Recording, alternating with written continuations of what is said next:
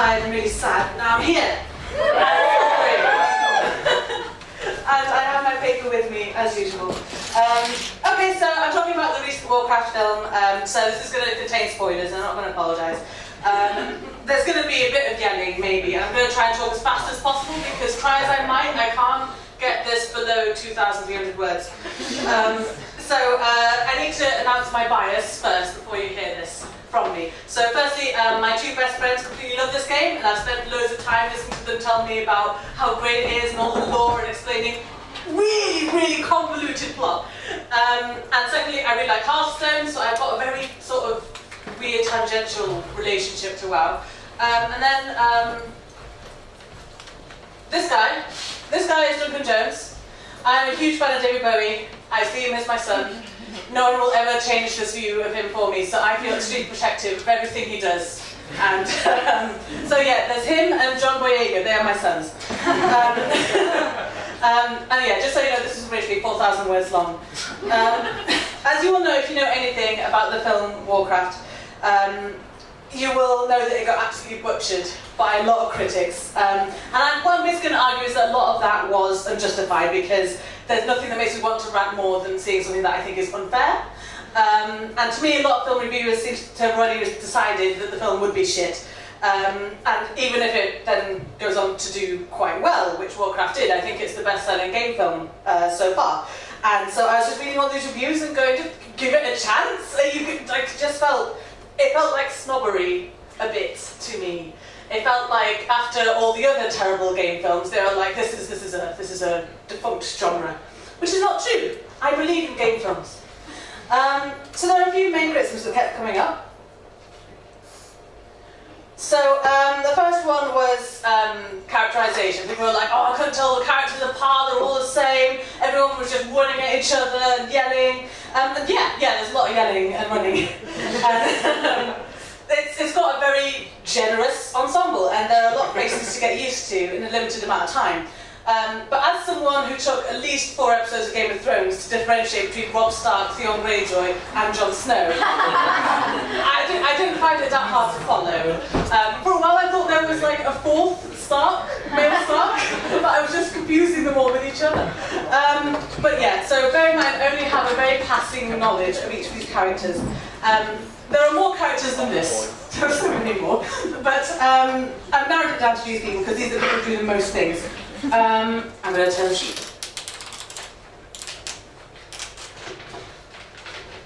Professional. Oh no! I've stapled this the wrong way. Okay, alright, we're going. So first one here. Is this a pointy? Yes. This is Corona. She's pretty distinguishable from all the other female orcs because of her build. She also has a bulky chain, which you can't see. This is her second half of the film thing. This is like human armour. And before this, she's in sort of orky, bulky, chainy thing, because she's like essentially like she's like a slave, basically, and it's all really sad. Then next to her here, this is Draka. You can see there's a difference in the faces, quite obvious. If you ask me. Also, she's green, and she's not.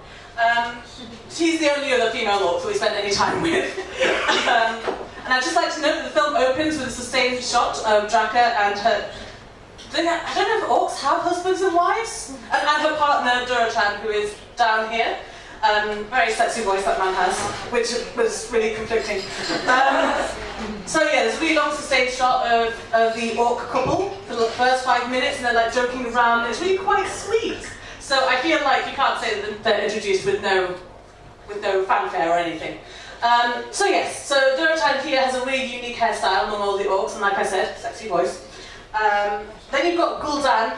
He's really noticeable in terms of looking so evil, like glowing eyes and everything, and he's the only one who wears like a creepy hood thing, and there's like this big reveal where he takes off the hood, and what you thought were ornamental spikes coming out of it were coming from his spine, and you're like, oh my god, he's even more horrible orc than everyone else. So yeah, he's also the only orc to use vivid green magic. Now moving on to the humans, you've got Lothar down here. So in my view, he has some of the strongest characterization because he's instantly, the minute you see him, it's like, it's the roguey character who has seen some shit. Yeah, fine. I know who this person is. Then you've got Medivh up here, and he's a long-haired wizard, quite spooky, quite suspicious. I think his actor did really well because the first time I saw him, I was like, he's a wrong and something's going to happen. Then you've got Khadgar down here. This one I do kind of understand because Lothar has a son called Callan. Callan, Khadgar, similar sounding names if you're a games journalist who doesn't understand fantasy or games. I'm bitter! So yeah, they also look vaguely similar. They're both pretty beardless, short dark hair, young looking white man. But Khadgar uses magic, fucking bright blue magic, and I just want to say how refreshing it is to have a film that's like, here is brightly coloured magic all over the place. And faces. Places, faces, spaces, magic everywhere. And it's all really nice. There's also King Lane and Queen Taria, who I didn't include because they don't do much. They mostly sort of deal in politics and diplomacy, and this film is not about that. It's 20% fighting, 20% pathos, 10% flying. But going beyond what I think are really distinguishable characters, let's go through recognisable fantasy tropes for each of them because, while they're predictable and somewhat stereotypical, and you all know how I feel about that, you know who they are. So you've got Garona. She's like a tough lady with a tragic background, and she gets a silly romance plot, and you're like, you wouldn't be doing this right now. Draka, a powerful mother who protects her family at all costs. Durotan, the staunch hero with misgivings about his quest or sworn duty. Gul'dan, the evil guy. Lothar, the snarky fighter. Medivh. I wrote the mysterious magic man, and then in my head it's like going, who comes from far away? And he can make a golem. Then you've got Khadgar, who's a well-meaning apprentice with a heart of gold. He's a bit bumbling, and then suddenly he saves the day, and you're like, oh my god! Who knew? But of course, not everyone is familiar with these tropes. Not everyone has the background knowledge that many would argue is necessary to engage with this film. But I think a pretty large number of the general public can do that because we watch fantasy films, and surely it's part of a film critic's job to be able to read this sort of film shorthand for who these people are and what they're going to be like. Okay, so the next one, people said that the plot was hard to follow and didn't spend enough time explaining what was happening. Yeah, I can totally see that. There's a lot of fighting, and there's a moderate amount of rooting, and there are many people who we meet quickly and who then disappear, and most of them I assume they're shout-outs to the fans. I recognised a dwarf. Magni Bronzebeard? So he turns up, he's got a little cameo, that's quite nice. And there are things that are easier to understand if you know a bit of the context, so you should probably know that orcs have clans. That's really useful because then you're like, oh yeah, so these are the people who live on a mountain, these are the people who are sort of peaceful, and oh, the wolves! Wolves are great. So we also had complaints though that the film was too long and could have lost big chunks of narrative. I kind of feel like you can either have one or the other. Either it explains too little or it explains too much. But maybe it's explaining the wrong thing, maybe they wanted the story told differently, but no one seemed to say exactly what needed removing or adding or changing. Maybe it's because they don't know the story, which is fair. This is a huge, uncomplicated world. It's so complicated that I can barely keep everyone's name straight. It's so huge, it's resulted in over a decade of game material, though the quality of that material is up for debate. It is the tangled web of elves and treachery and magic and demons and pandas in the last couple of years. And I think Duncan Jones did a really good job at paring it down whilst keeping enough substance in it to satisfy the fans. I'd also like to give an honorary mention to a quote from Wendy Ide in The Guardian, and she said, Duncan Jones disappoints with fake mythology. All mythology is fake! That's why it's called mythology, not history! A portion of this talk was me deconstructing Wendy Ide's review and saying, stop it, it's only 2 paragraphs long! And I was like, are you kidding? Anyway, even if Wendy was actually like a WoW aficionado and she's saying that, oh, the film's lore has been made up instead of adhering to the game's canon, That's to be expected because they actually told what happened in the game this is referring to. It would be like 10 hours long. There would be so much it would be impossible. Absolutely impossible. Next thing. Oh my gosh, the graphics on that have gone terrible. Alright, so this complaint is, it's too silly. So at first I thought about just leaving this at, of course it is, it's frigging World of Warcraft, they have tiny fish warriors. But then I thought, nah, we can engage a bit with this. Okay, so I read a lot of reviews for this. So Jeff Berkshire Variety says, with little concern for all those already perplexed at the mention of orcs and mages, Warcraft plunges headfirst into a fantasy realm teeming with mythical creatures, magical spells, and exotically named characters and locations. And I don't know about you, that's how I like my fantasy realms. Or at least high fantasy ones like this. It demands magic and monsters and funny names. I also feel like if you go and see this film with gigantic pictures of orcs all over the merchandising, and then you're perplexed that there are orcs in it, maybe it wasn't the film that you were intending to see. And I don't understand exactly what Duncan Jones or anyone else is meant to do instead. I don't think there's any way to gently inform a viewer of what an orc is. Mr. Berkshire goes on to say, it's an unwaveringly earnest film that never owns up to exactly how campy every character, every conflict, and every new realm truly is. A part of me is going, but it's so camp! And the other part of me is going, yeah, they could have had a bit more fun with it. There's bits that are really deadly serious. And there are times that really work, so like in the first 10 minutes, also by the way, this should have a higher rating than it does. Like there are traumatizing scenes in this. There are discussions of sexual assault in this. Like it's like, what? This is not what I was expecting. So there's a scene in the beginning where there's basically like a gigantic genocide, and there are all these people in like cages, Draenei in cages, and they have all the life sucked out of them to create a portal, and all their hands like sticking out of the cage, and as the life sucked out, they go, ah, and all the hands go limp, and that was a really terrible reconstruction. But that was like, oh my god, that was like 1,000 people that just died, and it was just, I don't know, I found that affecting.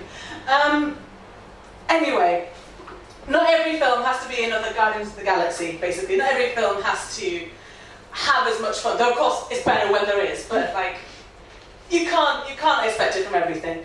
And I ended up feeling that a lot of critics just didn't seem to like magic and fantastical creatures and stuff, and I also feel like it was because like Lord of the Rings and Harry Potter had the decency to be based on books, but a video game. And I felt like they didn't give it an inch of goodwill. It feels, like I said, snobbery. Then there's something that got me quite riled up. I started using just random pictures from the film now because it's hard to express these things. So there's the racism charge. And you know me, if I thought this film was racist, I would say so. I have my own problems with World of Warcraft in general, and I think the film suffers from the usual Hollywood problems. There's a black woman and an Asian man in the main cast, and that's probably it for representation there. And in terms of the game, like I can't play trolls. I can't do it with like Jamaican accents and like bones through noses and that kind of thing. And I'm like, ugh. But in the film, there are also two people of colour who apparently didn't exist before in the canon. So, for example, Ruth Negga plays the Queen of Stormwind, and she gets a decent amount of screen time, and she's quite a nice, steady, calming presence. And I liked that. And I can see that they're trying. They're not trying as hard as I'd like, but they're trying. And that's a lot more than I can say for films with better reviews. It's more than Lord of the Rings. And don't get me started on Jake Gyllenhaal and Prince of Persia. He's like the whitest guy. And they just gave him a chance. Anyway, Steve Rose from The Guardian thinks otherwise. He says, the prospect of a predominantly white European realm being invaded by foreign, primitive, darker-skinned hordes, they're actually called the Horde, might set alarm bells ringing in our current climate of immigration anxiety. Is this a veiled UKIP broadcast or a pro-Trump one? What? The first character we meet is Duratan, a principled orc chieftain and new father, played an expressive performance captured by Toby Kebbell. He's lighter skinned than other more evil orcs, but let's not dwell on that. So again, I really cut this part down because there's a lot I want to say. But firstly, the main difference is that we're asked to empathise with both sides, and we spend the majority of the first bit of the film focused on the orcs, and we're very blatantly looking from the outside. So the humans are just as foreign to the orcs as the orcs are to the humans. And to us as an audience, it doesn't make much difference. You're very much seeing them on equal footing. And as Steve notes, we are introduced to the orcs first, and I think we have better emotional attachments to them than we do to the humans. Oh, I didn't mention the baby! Oh, there's the cutest baby! And like Dur is born, and Durotan holds him, and he just fits in his hand. And it's like, oh. And yes, that's what happened in the cinema. Everyone's like, oh, because it's a baby. Secondly, yeah, the orcs are mostly darker skinned than the humans. Some of the humans are darker skinned than the orcs, though granted, those humans are mostly in the background because Hollywood racism. But some of the orcs are bright fucking green. Whilst Durotan is a light brownish type of colour. And in my eyes, that makes Durotan darker than the green orcs because they are basically luminous. Also, spoiler alert, the green magic is evil. The green orcs are not going to have a good time, essentially. Thirdly, Steve does admit that Warcraft blurs the us versus them battle lines. And it does it way more than he just made it sound like it does, including a surprise reveal that a character we thought was good is actually half the problem was almost behind the whole thing all along. Although I talked to my friend and he was like, no, there's like a demon, and they didn't go into it, there's a demon that's manipulating everything, he's trying to get into the world, and I was like, whoa, Jamie, this is too much. He spent like an hour explaining to me all the context behind it, and I loved it. I'm completely sincere about that. I thought it sounded fantastic, but it's an interesting world, and I wanted to find out more about it after the film. Like, that's a huge thing. That's a huge thing to do. But anyway, yes, the thing about them being equal is a large part of why I don't think it is a race thing. Because the orcs aren't invading just because they're orcs and that's what they do. They're invading because they want to survive, because they have actual motivations, and because there's a genuinely evil guy in charge who demands complete loyalty because they have a really strong honor code, and if they went against him, then it would go badly. As we do see that. We understand what's happening with them and that they're being taken advantage of. And the problem also is that the whole concept of orcs is notoriously influenced by Tolkien's version of them, which is definitely racist. He specifically describes the good guys as being pale or blonde, where the orcs are, and I quote, a grim, dark band, swart, slant-eyed. The evil humans have dark faces, black eyes, long black hair, and gold rings in their ears. Very cruel, wicked men they look. And I'm like, they sound kind of hot. But in Tolkien, they have no personality, no redeeming features, no other way of being, no explanation for their actions other than dark people are evil. And that does not happen in this film. It would be racist if it really was just another evil dark people invade the land of the nice white people, but it's really not. And it tries really hard to show the complexities of what's happening. So in conclusion, Steve Rose, do not decide for me whether something is racist or not. Where am I? Oh, 5 minutes, okay, it's okay. This is the last slide, promise. Okay, I'm talking about... You stressed me. It's okay, I deserve it. I knew this was too long and I thought I could do it really fast, but I can't. This last slide is basically a representation of some of the good bits. So, the magic, and then the evil, and like really nice settings, and then flying things, and majestic castles, and the baby! And fucking, I keep thinking that she's called Gamora, she's not called Gamora. You can see why, Corona. Yes, this is, you may have concluded, people who are like maybe watching this on YouTube, that I'm like some sort of rabid fan that won't hear a word against it. But from my perspective, I just went to see a fairly decent, sprawling fantasy film that had what I thought was an interesting world and a story that made me want to see a bit more, but everyone's acting like it was a fresh cow pat, and I think that's unfair. Bullet point list, my favourite parts. The orc music by Ramin Djawadi, who did the Game of Thrones music. Surprise death of one of the main good guys. I was genuinely like, oh, it's okay, he'll be better. And he's like, no, dead, gone, bye. And I was like, what? That doesn't happen. The magic. Durotan and Draka's relationship, which is so nice. They're partners. They're partners. It's good. A nice funny theme about parents and children. We've got Durotan and his son, who is literal baby Moses. He gets in a basket and put down a river. And, oh yes, the sheer brass balls of creating an orc Moses. There's one scene where Gul'dan is draining the life out of a dude and it's super creepy. He's like talking to someone, just casually, slowly killing this guy next to him, and it's like, ugh! And it's the casualness of the way he's doing it. It's like in The Winter Soldier when Bucky is getting electrocuted and Pierce just walks away, and it's like, oh my god, you just see Bucky like in agony behind him, and it's like, oh my god.